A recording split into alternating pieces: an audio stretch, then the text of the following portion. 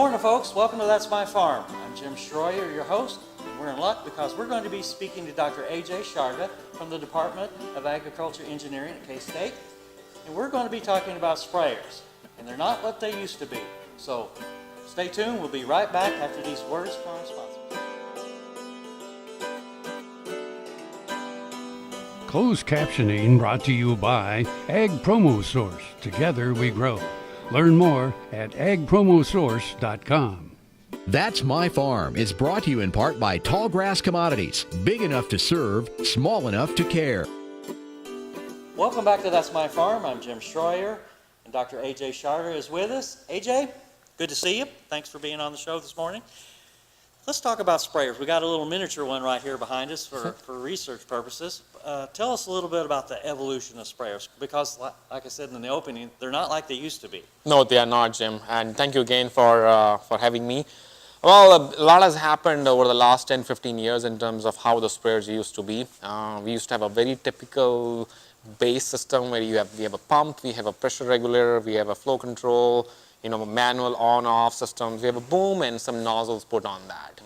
Now the goal was that I knew what speed I want to, apply the product on. I know what pressure I'm going to maintain. You hope. I hope, yeah, that's a very good point. We're going to talk about that all along this in this time frame. And then I used to calibrate my sprayer in some fashion, and I used to go out and apply product. Now, if you notice, the premise is I want to maintain my speed all the time so that I can maintain my application pressure. It was important because if I go over that speed or under that speed, I'll be either over applying or under applying the product. Because the pressure will be going up as you speed up, and the pressure will go down as you slow down. Absolutely, correctly? absolutely, Correct. absolutely. So that was the base system. The thing was, a lot of studies were done in the past where people went out and checked how the sprayer were doing, how the end users were doing in terms of calibrating those sprayers and making use of that technology. And a lot of that came out that the sprayers were not calibrated, wrong nozzles. They were not applying the product in terms of how it should be applied.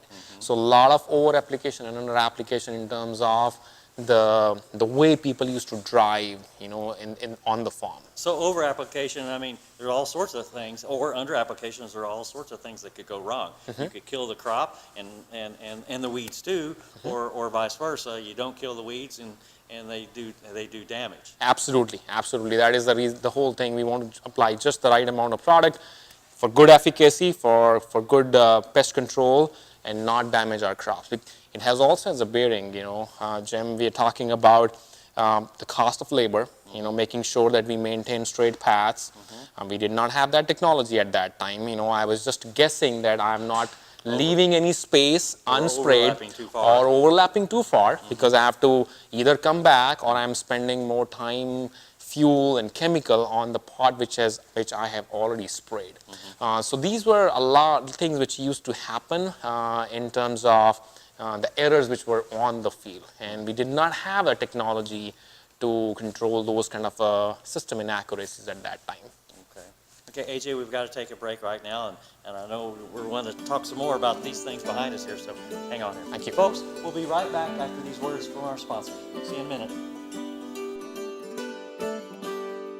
Soil is the life of a farm, and for 25 years, SureCrop Liquid Crop Nutrition has helped growers produce abundant quality crops while preserving and improving the soils they steward. SureCrop offers complete soil and plant analysis with cropping recommendations, delivery direct to your on-farm storage, and quality crop nutrition custom blended for your field. Choose SureCrop for the assurance of excellence for your soil. Call today or visit their website for more information. Ag Promo Source is a unique group of marketing specialists with one mission: help your ag business grow. Each affiliate has their own area of expertise, and they work together to bring you advice, products, and services. To get started, visit agpromosource.com. Ag Promo Source. Together we grow. Valley Vet Supply is devoted to providing information and professional quality products at reasonable prices. ValleyVet.com, ValleyVet.com, ValleyVet. Supply. Brown Chevrolet Buick in Wamego is driven by the spirit of American ingenuity. Come in for a new Chevrolet car, truck, or SUV. If we don't have exactly what you want, we'll find it for you. And we also have a great selection of used cars. We make sure you have an easy, fun, and transparent sales experience that saves you time and money. But if you want high-pressure salesmen and hours spent in the finance office, you'll just have to go elsewhere. Brown Chevrolet Buick in Wamego. We're making car buying great again. That's My Farm is brought to you in part by Tallgrass Commodities. Big enough to serve, small enough to care. Welcome back to That's My Farm. I'm Jim Schroyer, and Dr. Ajay Sharda didn't run off during the break, and I see you guys didn't either. So welcome back. Ajay, the last segment, we were basically talking about a spray and pray type of a system, and in the evolutionary process, we've kind of moved up a little bit. So now take us to the next step. Well, Jim, the next step was an obvious one where people want a little bit more control in terms of how the sprayers used to function, a little bit more knowledge in terms of how they were using technology, and some more assistance when they are using their technology in the field to be more productive and precise. Okay. So if we talk about these 2 or 3 things, the whole thing started with having some sort of a rate control systems on the sprayers. Okay. So rate control system means it's not a spray and pray system anymore. It means that you set your system up for a certain application rate to apply at a certain pressure, because we have to follow product label, right, and at a certain speed. Now, when I slow down or speed up to keep up my productivity and efficiencies of time and everything, my rate control system will help me to keep my application rate constant all the time. Okay. That means that if I slow down, it will ramp down the RPMs on the pump so that I can still put out the amount of product going out of those nozzles to have an application rate which I decided to put on. Okay. Or if I speed up, then I can ramp up my pump to put more product at the nozzle end so I can put the same amount of product needed for that kind of application. And this system is called a what? Rate control systems. Okay. So they were rate control systems. Or a flow-based? These are flow-based because you, as you very rightly pointed out, because I'm saying I'm ramping at the amount of product flow rate in the system. So that what that happen means that I'm changing the flow based on speeding up or slowing down. Right. We also started to see some sort of a guidance systems, an auto steer. Now that was helping the growers in terms of maintaining straight paths. I have lesser chances of doing stuff like over application or leaving gaps on it. And we also started to have a system called automatic section control technology on it. Okay. Yeah. Which means that if I have sprayed that area before, or if I know that I do not want to spray that area, or if that spray area lies outside my boundary, then that system will automatically shut off. It keeps track of the areas which has been sprayed in the past, or I don't want to, so I can reduce my double applications and save on chemical, save on fuel, labor, and other costs. Right. Okay. So these systems start to help growers to be much more efficient. They used to give at the very end a very unique piece of information which is called as applied data. As applied data. As applied data, and those can be turned into maps, and I can see how I did in terms of my application rate. It greatly reduced the amounts of over and under applications. Now I can optimize on my productivity. I know the product application, and I was able to minimize my overlaps and my misses. And that's dollars and cents we're talking about. Absolutely, absolutely. Not wasting or saving, so to speak. Yes, sir. Yes, because the chemical is costly, the chemical is potent, and we want to be very sure that we apply the product in the right manner. AJ, we got to take a break. Thank you. Folks, we'll be right back after these words from our sponsors.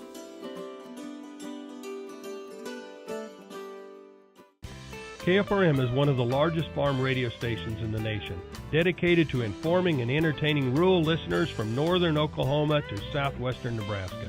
You can catch KFRM in many ways. Of course, 550 on the AM dial, streaming at KFRM.com or on your smartphone by going to the TuneIn Radio app, or on Ag AM in Kansas on Tuesdays and Facebook every day of the week. KFRM, tune us in. You'll be glad you did.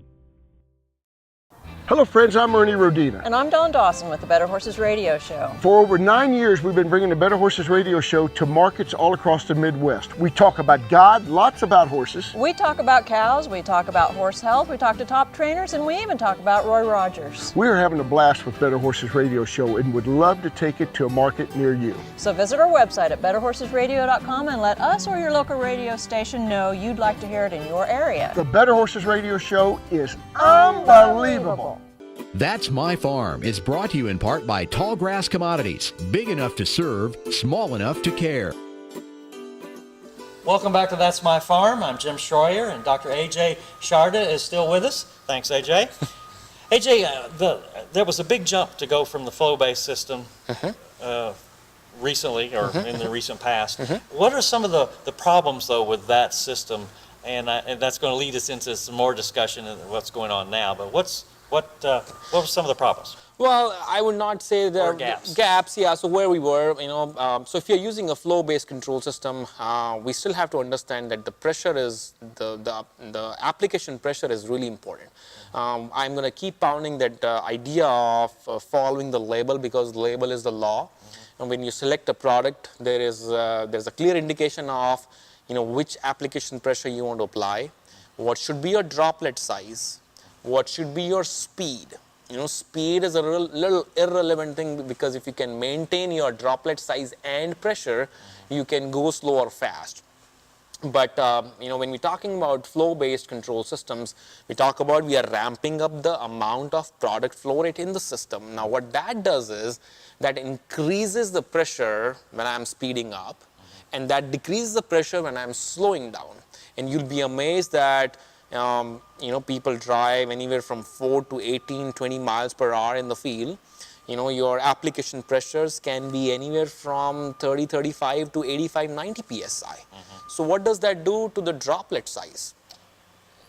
A wide range of droplet size. Exactly. So I did not have the kind of droplet size distribution I'm looking for, because when I slow down, I have a lot more droplets which are bigger.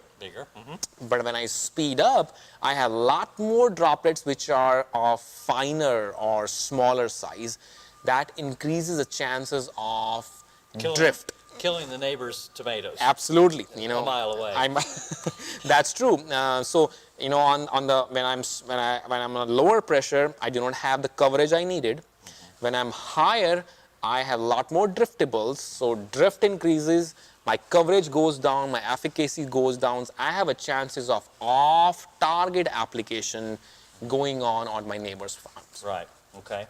So these are some of the things which are getting more and more important in terms of farmers to be careful about. People can still keep using this technology, but they have to be mindful that they should be maintaining a tighter speed range, so that their application pressures are constant. Their droplet size distribution is what they need. They still need to do calibration, whether it is calibration of nozzles, calibration of their flow meter. They have to select the right system parameters, to program that.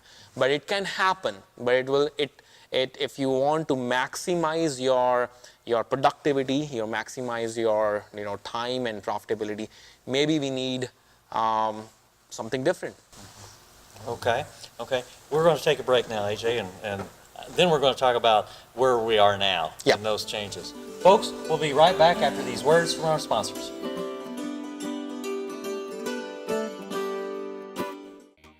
The Kansas Wheat Innovation Center in Manhattan is rediscovering ways to get improved varieties and new genetics in the hands of farmers faster. Grower-led and checkoff-funded research initiatives are bringing about positive change. This grassroots leadership provides a strong voice in Topeka and Washington, D.C. Now is the time to partner with Kansas Wheat in moving wheat forward. Kansas Wheat Commission and Kansas Association of Wheat Growers. Farmers investing in their future and yours. Log on to rediscoverwheat.org. Tarwater Farm and Home has been family owned and operated since its beginning in 1978. What you need for farm and agriculture, lawn and garden, clothing and footwear, and so much more. You'll be surprised at what you'll find in this huge store. They have what you need and lots of it. So come take a look. You'll discover that customer service is first and foremost. Always has been with the Tarwaters. Tarwater Farm and Home, 4107 North Topeka Boulevard. Next time you see a beautiful field of corn, reach out and thank the farmers who work tirelessly to raise corn for livestock feed, renewable fuels, and exports to feed a growing world population. The farmers on the Kansas Corn Commission work for Kansas Corn with grower-funded checkoff dollars that support foreign and domestic market development, research, promotion, and education to expand opportunities for Kansas farmers. To learn more, visit kscorn.com. That's My Farm is brought to you in part by Tallgrass Commodities. Big enough to serve, small enough to care. Welcome back to That's My Farm. I'm Jim Schroyer. Dr. Ajay Sharda is with us. And AJ, we've been talking about the flow rate system basically, and now there's a newer system called the what? Pulse width modulation. Pulse width modulation. Okay. PWM. PWM. Yep. Okay. Yep. So that's what we have here. That's what we have here. So we talk about flow-based systems, great systems. We still have a lot of those systems on the farm. They can work great. But if we understand how they work and understand their constraints in terms of making them to put to use in a right manner. Now, what we have is a lot of manufacturers, be it Raven, the T-Jet or Capstan, John Deere, all these people are moving to this pulse width modulation technology. Now, what this technology does is it modulates, turn the nozzles on and off in a paired fashion or individual nozzle part of it. And I guess I'm old school. That just makes me scratch my head. So, well, how does that work? But you're going to tell me. Yes, I will. Now, the thing is, we talk about, putting the right amount of, product out of the nozzle. Right. So what we do is, we have what we call as a cycle in a second. If it is if you have, most of the systems are 10 hertz systems. John Deere system is a 30 hertz system. So if you have a 10 hertz system, so there are 100 millisecond cycles. Right. And in each 100 millisecond cycle, the longer I stay on, the more product I can put out from this nozzle. Okay. So that means if I am going faster, you want the modulation to be on for a longer duration. Okay. And that is that the time for which I keep the nozzles open using this solenoid is called duty cycle. Duty cycle. Duty cycle. Okay. So the faster I go, the longer duty cycle or the higher duty cycle I have, and the slower I go, and it's conversely. Okay. Now, some of the advantages which we get is that this system is able to maintain constant pressure at all time. Okay. And we modulate the flow. We are increasing or decreasing the flow by modulating, means by changing the duty cycle. Right. So there is no ramping up of the pump RPM and getting the right flow in the system. All I have to do is change the duty cycle and start putting the new amount of or new flow rate out of these nozzles as I speed up or slow down. Now these are, so that would mean that each one of these nozzles is independent. Absolutely. And you can, so when you're making that turn, the inside is slowing down, so the duty cycle is slower, and the outside is going faster. It opens up automatically. Absolutely, that's a very good point. That is some of the advantages of having a technology which can control the flow on each individual nozzle, and that which is called turn compensation and contour forming. When we talk about the planting systems, is that I can change that duty cycle. I can still maintain my my application pressure. I will have the same type of droplet size distribution, which is very important for coverage and overlap at all times. AJ, we got to stop and take a break here. Folks, we'll be right back after these words from our sponsors. Grain sorghum is one of the most important cereal crops worldwide, and Kansas leads the nation in its production. Over the years, sorghum has been either exported, used in animal feed domestically, or for other industrial uses. Recently, its use in the ethanol market has seen tremendous growth, with 30% of domestic sorghum typically going to ethanol production. Kansas Grain Sorghum is committed to sorghum research, market development, and education. Learn more at ksgrainsorghum.org. Clyde Sutton, Ness City, Kansas. Lived on this place all my life. About a year and a half ago, got to where I couldn't saddle a horse. The pain was terrible. Read about stem cell. First it wasn't for me, then they started doing neck and back. Before I went down to Manhattan, the pain I was having from my neck down to my hand was curling my hand back. Some people had thought I almost had a stroke, and my shoulder had drawed up. I couldn't lift, I couldn't sleep, I really couldn't do anything, and was scheduled to be operated on, but was scared of the knife, I guess. Went and had it done. As you can see, I saddled a horse. I'm still building fence. Love to shoot a shotgun rifle, and I'm able to participate, not like I used to, but nevertheless I can do the things I used to do. And I want to personally thank the doctors, nurses, staff at Kansas Regenerative Medicine for the opportunity they give me to have my life back again. That's My Farm is brought to you in part by Tallgrass Commodities. Big enough to serve, small enough to care. Welcome back to That's My Farm. I'm Jim Schroyer. AJ, thanks for being with us in this last segment.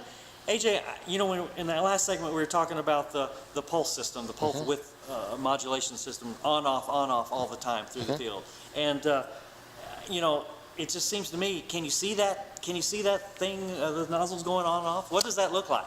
Well, Jim, we know this is, we're gonna turn the sprayer on, and now you can see that as the nozzles spray on and off, and when the solenoids go on and off, and you know the way they turn on, you can actually see those things very fast happening. You cannot differentiate, but we can slow down that that moment, and you can see in a slow motion, and you can see the nozzles coming on and nozzles going off at a very rapid pace. And that's a beautiful thing to see. You can see in your monitor that my pressure is constant. You can also see on your monitor that your duty cycle goes up and down as you speed up, slow down. You know, when we use a typical flow-based system, I cannot control a flow rate in each individual boom, because then I have to have individual flow control systems for each boom. Now I only have a solenoid to change that flow rate. And that is, I'm not saying that is the problem of, you know, the chemical resistance or ineffective weed control on headlands or turnings, just because of that. But if you can have a system which can accurately apply product everywhere. Where you want it to at the rate. Right, exactly. Especially, you know, things happen. Things happen because people say that we don't know when we enter into headland or when we exit headland how our systems behave. Right. You know, sometimes it takes, you know, 5, 6, 7, 10 seconds to apply. You know, these things can turn a little bit faster than that. So those are some of the big advantages in terms of what you want to do. Another thing is that, you know, in flow-based systems there are, you know, boom control valves, and they are great as well. You know, and now we have individual nozzle control, which keeps my pressure intact. Just like my individual nozzle control in flow-based system, these also hold my pressure all the time, because I am just turning the solenoid off. And the moment I turn it on, it immediately catches up. And then when I close, it shuts off immediately. What are we going to see in the future? Well, from my perspective, coverage, understanding how my system is putting product on my crop is going to be of utmost important, because chemicals are becoming costly. They're becoming more potent. You know, they are very potent. Exactly. If I really want them to be on my field, you know, if I'm spending money or, you know, for whatsoever, I don't want to leave my field onto somebody's yard or water bodies or soil. So understanding coverage, how good or effective coverage I can get from my systems is going to be very, very critical. AJ, thanks for taking time, showing us this little apparatus here. Appreciate it. Folks, thanks for being with us on this episode of That's My Farm. And don't forget, next week about this same time, we'll have another one of That's My Farm. See you then. Closed captioning brought to you by Ag Promo Source. Together we grow. Learn more at agpromosource.com.